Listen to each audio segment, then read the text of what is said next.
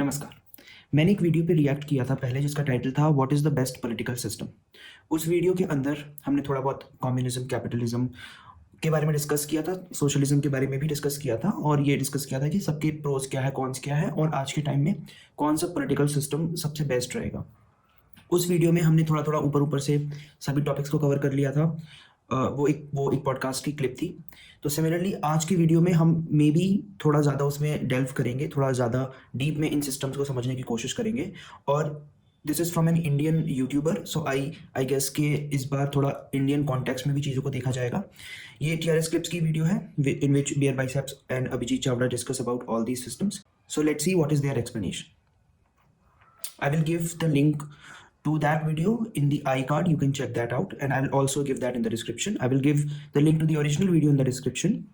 So let's start. Clips. What is communism or socialism? And also maybe kind of begin by giving us a little input into capitalism.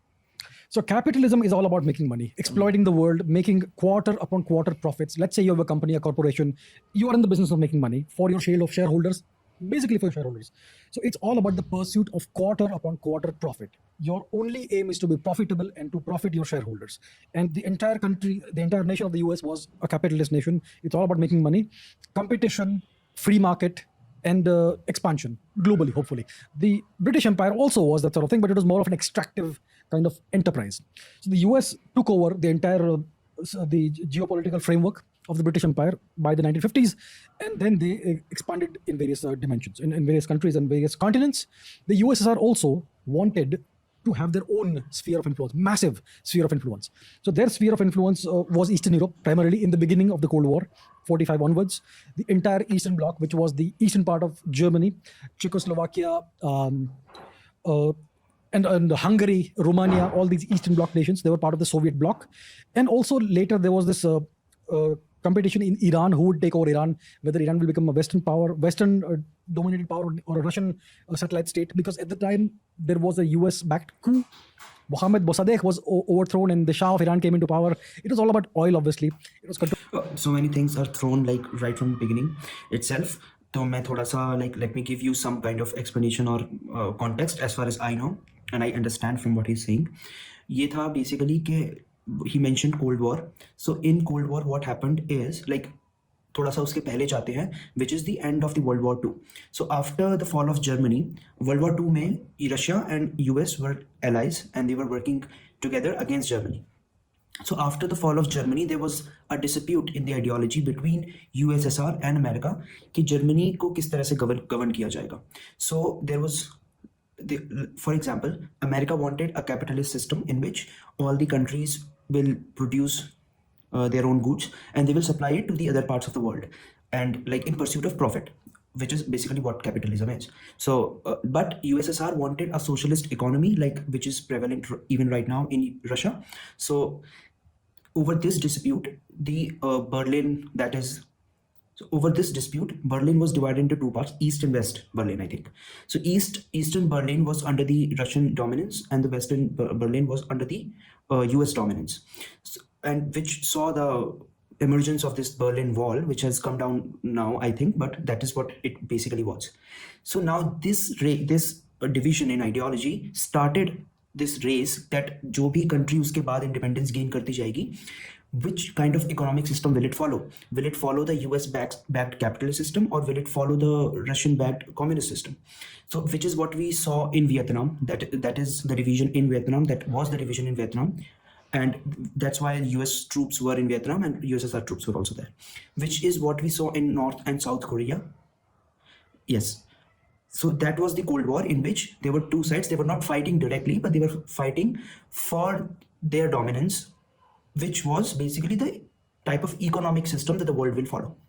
So US was afraid that if one country follows the communist system, it is possible that in the eastern part of the world, the other countries will also follow suit and they will fall like a domino.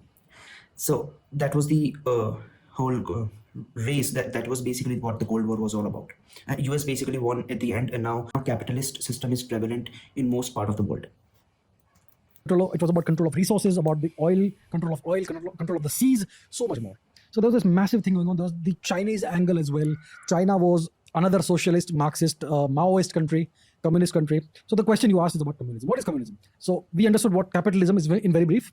Communism is all about collectivizing society. It's the idea that nobody should own any property. The property should belong to the state, which represents the people. So in a communist country, in a Marxist country, you have a dictatorship of the proletariat. The proletariat is the workers.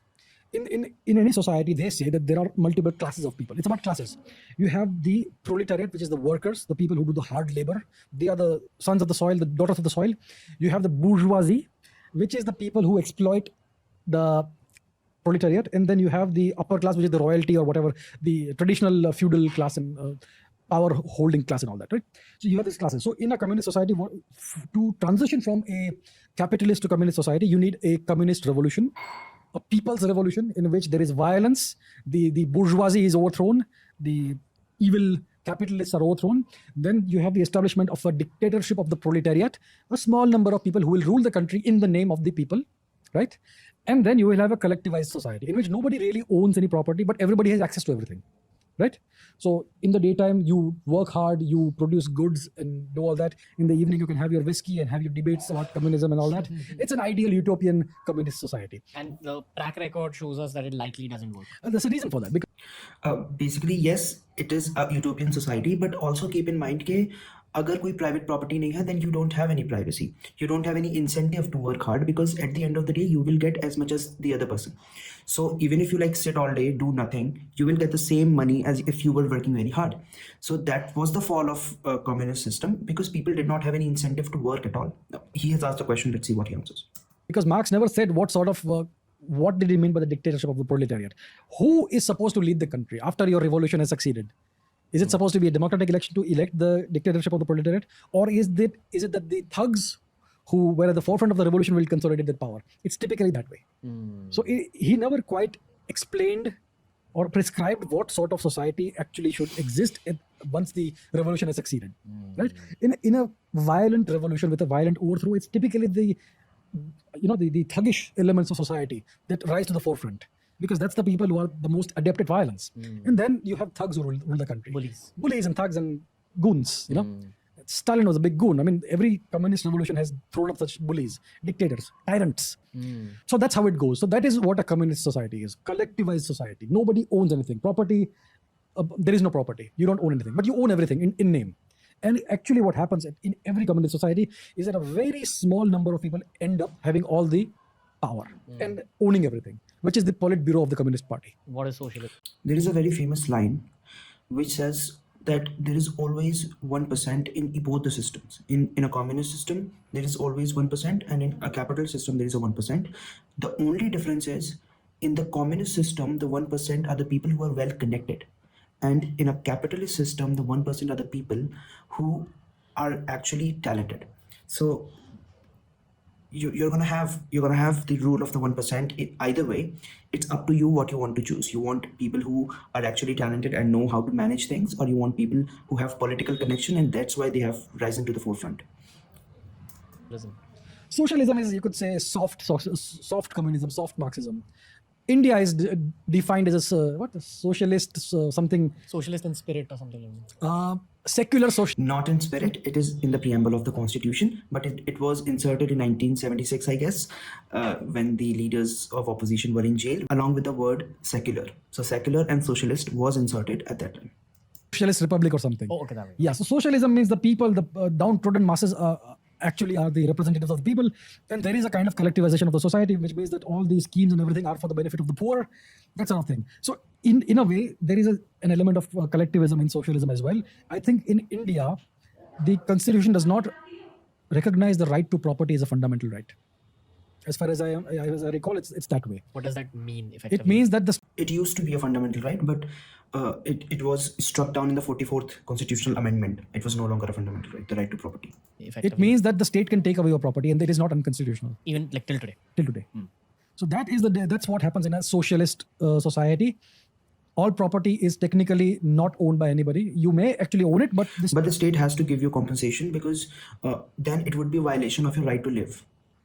State can take it away. if required for whatever larger purpose, larger good of the society, whatever. So socialism is like soft Marxism, soft communism. It's more or less the same thing. The USSR is the Union of Soviet Socialist Republics, right? China also defines itself as a socialist country, in a socialist nation in some ways. In truth, what is it? Because we hear In about truth, Jack Ma. there is no real definition. There is no clear-cut, unambiguous definition of what Marxism is, what socialism is.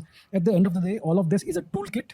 Marxism is a toolkit that is designed to bring to power a very small number of people who then use the same toolkit to stay in power and expand their power. That's typically what it is. Well, we did not delve a lot into the technical details of what all these systems are, but we again got an overview of what they are. So basically, what I get from this video is that communism is the rule of the people collectively, and no one actually owns any private property, but then the people don't have any incentive to work any harder because everyone owns everything. You cannot leave anything to your future generations, so there is no point in earning extra or earning more than you require. But so that gives rise to people not working up to their potential. In a capitalist system, there is a competition to earn as much as possible.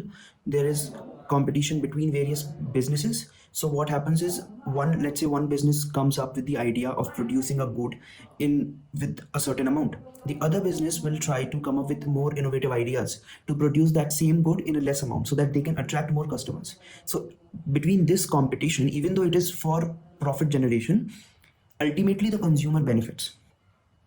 So that is the chaotic system of capitalist, which ends up boosting the collective economy of that state, also providing consumer goods with lower prices. And in a socialist economy, which is what basically India is, it is a welfare state, because in India a lot of people are living under the poverty line. So we cannot like completely follow a capitalist system, because we also need to take care of those people, that population, based on humanitarian grounds. So in a socialist economy, what we do is we do not give complete control to the capitalists by imposing taxes. The market is free, they're allowed to do whatever they want, but they have to pay a certain tax which is somewhat higher in a socialist economy, and that those taxes are now used to provide welfare schemes for the poor. Now, this may seem like something ideal, but what happens is then businesses don't have that much incentive to work in that particular state, because then they would want to go out somewhere where they don't have to pay as much taxes. So this is all very debatable, and there is no like a perfect solution to all of this. I'll keep bringing more interesting videos like this and compel you to think deeply and intellectually, so to speak. I'll see you guys in the next one.